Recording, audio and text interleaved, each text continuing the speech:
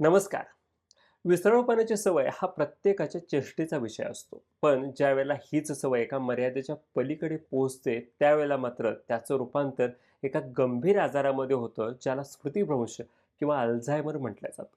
आता आपल्यापैकी बऱ्याच जणांनी पहिल्यांदाच हे नाव ऐकलं असेल किंवा अनेकांना असा कुठला आजार असतो हेही माहिती नसेल आणि त्यामुळेच हा आजार आजपर्यंत दुर्लक्षित राहिलेला आहे.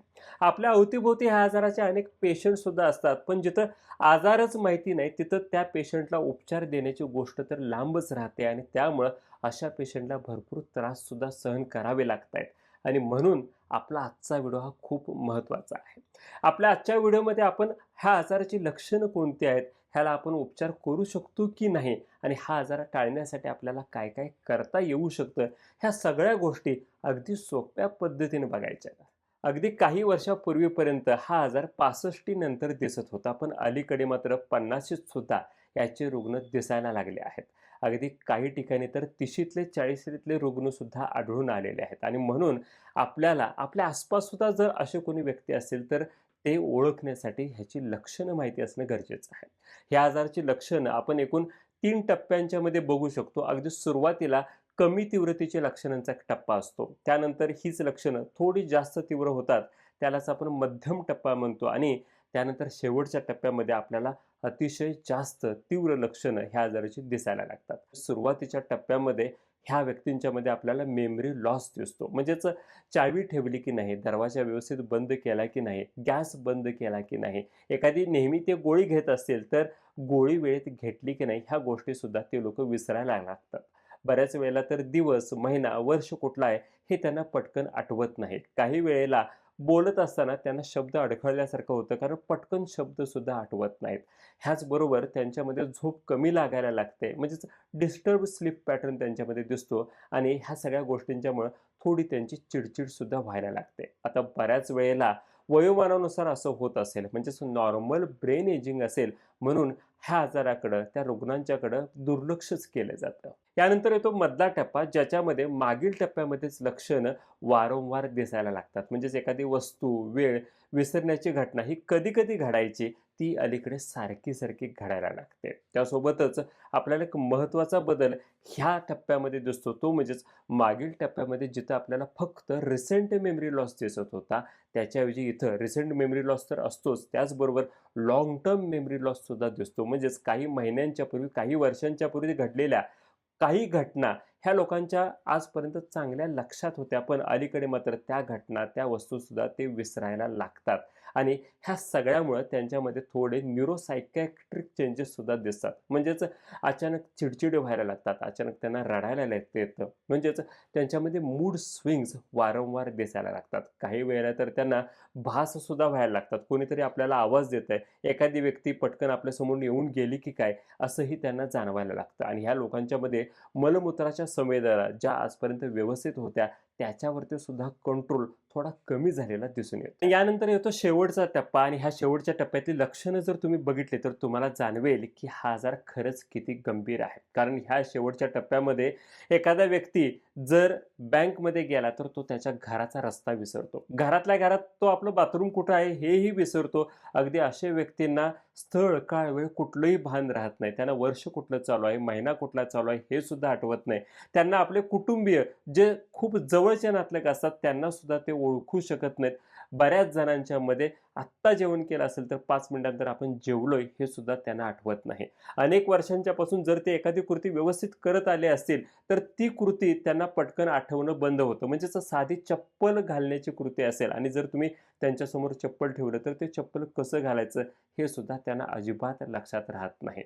एखादं वाक्य जाऊ दे, त्यांना एखादा शब्दसुद्धा बोलताना आठवणं खूप कठीण जातं आणि त्यामुळे त्यांचं बोलणंच पूर्णपणे बंद होऊन जातं आणि अशामुळं ते सोशली डिटॅच व्हायला लागतात आणि मनातल्या मनात नैराश्यानं सुद्धा ग्रासले जातात. अनेकांच्यामध्ये स्नायूंची ताकद कमी होते. मुळातच हाडांची झीज झालेली असते आणि त्यामुळं तोल गेल्यामुळं पडण्याच्या घटना घडतात, फ्रॅक्चरसुद्धा वारंवार घडतात आणि अशा पद्धतीने हे लोकं त्यांच्या कुटुंबियावरती पूर्णपणे अवलंबून राहतात. काहीशी अशीच लक्षणं 1901 साली अलाय अल्झायमर ह्या फिजिशियनला एका महिलेमध्ये दिसलेत. त्यांच्या लक्षात आलं की हा आजार थोडासा वेगळा आहे आणि मग अल्झायमरने त्याच्यावरती विशेष संशोधन सुरू केलं. त्याच्याच नावावरती ह्या आजाराला अल्झायमर डिसीज असं नाव मिळालं. हा आजार न्यूरोडिजेनरेटिव्ह प्रोग्रेसिव्ह इरिव्हर्सिबल डिसीज आहे. म्हणजेच मेंदूच्या पेशींची झीज झाल्यामुळे होणारा, प्रत्येक दिवसागणिक लक्षणं वाढत जाणारा आणि वाढत गेलेली झीज पुन्हा कधीही पूर्ववत न होणारा हा आजार आहे. 2000 साली ह्याचे रुग्ण जेवढे होते त्यानंतर प्रत्येक 5 वर्षानंतर ह्या आजाराचे रुग्ण दुपटीने वाढतच चाललेले आहेत. ह्या आजाराचं प्रमाण आपल्याला पुरुषांच्या पेक्षा महिलांच्या मध्ये खूप जास्त दिसतं. त्यातही आपल्याला अमेरिकन, युरोपियन कंट्रीजमध्ये ह्याचे पेशंट खूप सापडत आहेत. आता भारतामध्ये ह्याचे पेशंट कमी आहेत म्हणून आपल्याला खुश व्हायची गरज नाही. कारण भारतामध्ये बऱ्याच वेळेला असे पेशंट असतात, पण त्यांचं योग्य निदान केलंच जात नाही. बऱ्याच वेळेला तर आपण वयोमानानुसार असं होत असेल म्हणून अशा पेशंटकडे लक्ष देत नाही. असे पेशंट दवाखान्यापर्यंत पोहोचतच नाहीत आणि त्यामुळं त्यांची कुठेही नोंदणी होत नाही आणि म्हणून भारतासारख्या विकसनशील देशांच्यामध्ये असे रुग्ण नोंदणी नसल्यामुळं कमी प्रमाणात आढळत आहेत. ह्या आजाराचे रुग्ण जसे जसे वाढत चाललेले आहेत तसं तसं शास्त्रज्ञ सुद्धा हा आजार नेमका का होतो ह्याच्यावरती भरपूर संशोधनं सुरू करतायत. त्याच्यामध्येच त्यांना एक गोष्ट लक्षात आली की हा आजार होण्यामागं एक विकृत रचना असणारं प्रोटीन कारणीभूत आहे. कारण ज्या वेळेला आपल्या प्रोटीन मॉलिक्यूलची रचना बदलते आणि ते ॲबनॉर्मल स्ट्रक्चर घेतात त्यावेळेला ते आपल्या मेंदूच्या पेशींच्या मध्ये साचायला लागतात. आता आपल्या मेंदूच्या पेशी ह्या प्रत्येक वेळेला इतर पेशींशी संवाद साधत असतात आणि त्या संवादासाठी ते ॲसिटिल्कोलिन ह्या न्यूरोट्रान्समीटरचा वापर करतात. पण ज्या वेळेला अशा पद्धतीचं ॲबनॉर्मल प्रोटीन मेंदूच्या पेशीमध्ये साचायला लागतं त्यावेळेला ह्या पेशींना एकमेकांशी संवाद साधताना खूप अडथळे यायला लागतात. त्या पेशी आपलं काम व्यवस्थित करू शकत नाहीत. त्याच्यासाठी एक उदाहरण सुद्धा देतो. जर आपल्या घरामध्ये आपण भरपूर अडगळ करून ठेवली तर आपल्याला जसं रोजचं काम करायला खूप त्रास होतो तसंच काहीसं मेंदूच्या ह्या पेशींच्या बाबतीत घडतं आणि त्यामुळं ह्या पेशी त्यांची मेमरी, इंटेलिजन्स आणि डेली ज्या ॲबिलिटीज असतात म्हणजेच रोजची जी कामं असतात ते काम करायला सक्षम राहत नाहीत. आयुर्वेदामध्ये आपली स्थिरता आणि आपली चांगली स्मृती ह्या प्राकृत कफदोषामुळे होत असतात असं सांगितलेलं आहे.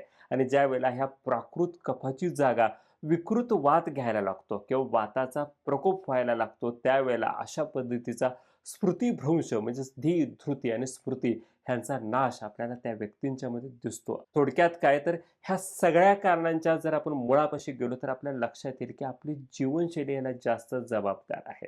चुकीच्या खाण्यापिण्याच्या सवयी, झोपेच्या चुकीच्या वेळा, अतिशय ताणतणाव, व्यायामाचा असणारा प्रचंड अभाव ह्या सगळ्या गोष्टी ज्यावेळेला एकत्रित घडायला लागतात त्यावेळेला आपल्याला अशा गंभीर आजारांना तोंड देण्याची वेळ यायची शक्यता असते. एवढी संशोधनं होऊन सुद्धा अजूनपर्यंत ह्या आजारावरती उपचार मात्र मिळालेले नाहीत. नाही म्हणायला काही औषधं आहेत पण ज्याच्यातून फक्त आपण ह्या लक्षणांची तीव्रता थोडी कमी करू शकतो किंवा 50शीत दिसणारे लक्षणं थोडी 60पर्यंत आणि 60तली लक्षणं 70पर्यंत ढकलू शकतो. आणि त्यामुळं आपल्या हातात एकच गोष्ट आहे ते म्हणजेच ह्या आजाराचं प्रिव्हेन्शन. आपण ह्या आजाराला टाळण्यासाठी कोणकोणत्या गोष्टी करू शकतो हे जर आपल्याला माहिती असेल तर आपण अशा गंभीर आजारापासून आपल्याला आणि आपल्या कुटुंबियांना दूर ठेवण्यासाठी प्रयत्न करू शकतो. त्याच्यामध्ये सगळ्यात पहिला उपाय आहे तो म्हणजे संतुलित आहाराचा. तुम्ही जर प्रथिनयुक्त, व्हिटॅमिन आणि मिनरलयुक्त आहार जर घेतला तर मेंदूच्या पेशींची झीज कमी करू शकता आणि त्यामुळे हा आजार टळू शकतो. त्यामध्ये सुद्धा आपण बघितलं की हा आजार वात प्रकोपामुळे होणारा आजार आहे आणि त्याच्यासाठीच आपण वात कमी करणारे पदार्थ कोणते आहेत ह्यावरती एक विशेष व्हिडिओ सुद्धा बनवला आहे. त्या व्हिडिओची लिंक मी तुम्हाला डिस्क्रिप्शनमध्ये देतोय. त्याच्यामध्ये जे जे पदार्थ आपण खायला सांगितलेले आहेत त्या गोष्टींचा जर तुम्ही आपल्या खाण्यामध्ये समावेश केला तर नक्कीच तुम्ही ह्या आजारापासून दूर राहू शकता. त्यानंतर दुसरा उपाय आहे तो म्हणजेच व्यायामाचा. कारण असं म्हटलं जातं की healthy mind leaves in healthy body आणि त्यामुळे तुमचं जर शरीर सुदृढ असेल, तुम्ही रोज व्यायाम करत असाल, रोज काही ना काहीतरी खेळ खेळत असाल, कुठलीही फिजिकल ॲक्टिव्हिटी जर तुम्ही करत असाल तर तुमचं ब्लड सर्क्युलेशन चांगलं राहतं, बॉडी मेटाबॉलिझम चांगलं राहतं आणि त्याचा सकारात्मक परिणाम तुम्हाला तुमच्या मेंदूच्या पेशींच्या वरती सुद्धा नक्कीच बघायला मिळतो. इथं फक्त शारीरिक व्यायामच नव्हे तर बौद्धिक व्यायाम सुद्धा गरजेचा आहे ज्याच्यामुळे मेंदूच्या पेशी चांगल्या राहतील. त्यासाठी तुम्ही वाचन, लेखन, कोडी सोडवणं अशा कुठल्याही गोष्टी जर नियमित करत असाल तर त्यामुळे सुद्धा तुमच्या मेंदूच्या पेशी तरुण राहण्यासाठी मदत होईल. आपलं शरीर जेव्हा थकतं त्यावेळेला आपल्याला जशी शारीरिक विश्रांतीची गरज असते, त्यावेळेला अतिरिक्त ताण-तणाव किंवा भरपूर कामामुळे जर आपला मेंदू थकला असेल, तर त्यालासुद्धा विश्रांती लागते आणि ती त्याला मिळते चांगल्या झोपेच्या वेळेला. पण अलीकडं मोबाईलची सवय असेल किंवा वाढता ताण, कामाचा व्याप असेल, ह्याच्यामुळं अनेकांचं झोपेचं शेड्यूल बिघडलेलं आहे आणि त्यामुळं त्यांच्या मेंदूला हवी तितकी विश्रांती मिळत नाही आणि त्यामुळे त्यांच्या पेशींची झीज जास्त होते. जर तुम्हाला ह्या आजारापासून दूर राहायचं असेल, तर योग्य वेळेला, योग्य प्रमाणात आणि शांत झोप घेणं खूप महत्त्वाचं आहे. मद्यपानाची सवय हे सुद्धा एक ह्याच्यामधलं महत्त्वाचं कारण आहे. आपण बघतो की एखाद्या व्यक्तीने एकदा मद्यपान केलं तर त्याची स्मृती लगेचच कमी झालेली आपल्याला दिसून येते. तर जे वारंवार किंवा व्यसन म्हणून मद्यपान करतात त्यांच्यामध्ये तर हे परिणाम का दिसणार नाहीत? कारण अनेक संशोधनं सांगतायत की मद्यपानाच्या व्यसनामुळं स्मृतिभ्रंश जास्त व्हायला लागतो, मेंदूच्या पेशींची झीजसुद्धा जास्त होते. फक्त मद्यपानामुळेच नव्हे तर स्मोकिंगची ज्यांना सवय असते त्यांच्यामध्ये सुद्धा हा परिणाम जास्त दिसून येतो आणि त्यामुळं असा विकार जर आपल्याला टाळायचा असेल तर अशा व्यसनांच्यापासून आपण 4 हात लांब राहणं कधीही चांगलं. आपल्या मेंदूच्या पेशी ताजं ठेवण्यासाठी योगाभ्यास सुद्धा खूप गरजेचा आहे. जर तुम्ही प्राणायाम करत असाल तर सेरेब्रल कॉर्टेक्स म्हणजेच मोठ्या मेंदूवरती त्याचा सकारात्मक परिणाम दिसतो. अनुलोम विलोम, भ्रामरी ह्यासारखे जर तुम्ही प्राणायाम केले तर आपल्या मेंदूच्या पेशींच्या मधलं संदेश वहनासाठी गरजेचं असणारं न्यूरोट्रान्समीटर असतात, त्याचं प्रमाण व्यवस्थित राहतं आणि त्यामुळं मेंदूच्या पेशी ह्या नित्य चांगल्या कार्यान्वित राहतात आणि त्यामुळे आपली स्मृतीसुद्धा चांगली होते. फक्त योगच नव्हे तर आयुर्वेदाचा सुद्धा आपल्याला इथं खूप चांगला फायदा होतो. आयुर्वेदामध्ये ब्राह्मी, शंखपुष्पी, अश्वगंधा, ज्येष्ठमध अशी काही औषधं सांगितलेली आहेत, जी आपल्या मेंदूला चालना देतात आणि स्मृतिभ्रंशापासून आपल्याला दूर ठेवतात. नस्य, शिरोधारा, अभ्यंग, बस्ती आपल्या शरीरामधला, आपल्या शिरोभागामधला वात कमी करून आपल्याला ह्या विकारापासून दूर ठेवू शकतात आणि जर असे विकार झाले असतील तर त्याची तीव्रता सुद्धा नक्कीच कमी करू शकतात. आपल्याला जर मेंदूच्या पेशींची झीज टाळायची असेल, त्याला जर तरुण ठेवायचं असेल तर इतरही काही गोष्टी करता येतात. जसं की प्रत्येकाला गायन, वादन, लेखन, चित्रकला कुठलाही छंद असतो, तो जर छंद जोपासला तर त्यांचा मेंदू हा चिरतरुण राहतो. एवढंच नव्हे तर म्युझिक थेरपीचा सुद्धा इथं खूप चांगला फायदा होतो असं संशोधनं सांगतायत. कारण संगीत आपल्या मनापर्यंत, आपल्या मेंदूपर्यंत पोहोचतं आणि त्यामुळं तिथल्या पेशींना प्रत्येक वेळेला कार्यान्वित करायचं काम करत असतं. काही संशोधनांच्या मध्ये तर पेट थेरपीचा सुद्धा इथं चांगला वापर होतो असं सांगितलेलं आहे.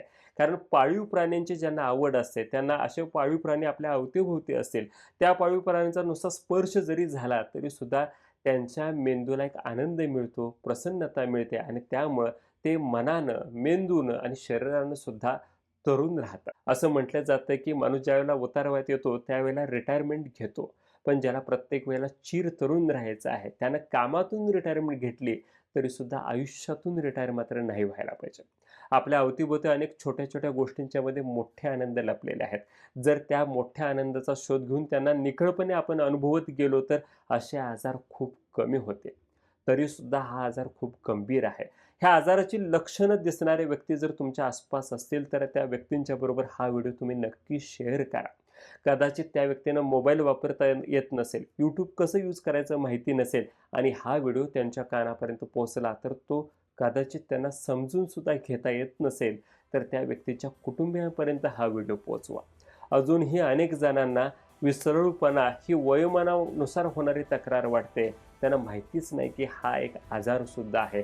त्यांना सुद्धा कळेल ह्या आजाराबद्दल आणि ते आपल्या त्या कुटुंबियांना किंवा त्या ग्रस्त व्यक्तींना योग्य वेळेला वैद्यकीय मदत देऊ शकतील, त्यांना आधारसुद्धा देऊ शकतील आणि त्यामुळे अशा रुग्णांचा त्रास बऱ्याच अंशी कमी होईल आणि त्या त्रास कमी करण्यामध्ये तुमचा सुद्धा छोटा वाटा नक्कीच राहील. या व्हिडिओमध्ये मी इथंच थांबतोय. पुन्हा नवीन व्हिडिओमध्ये भेटूयात. धन्यवाद.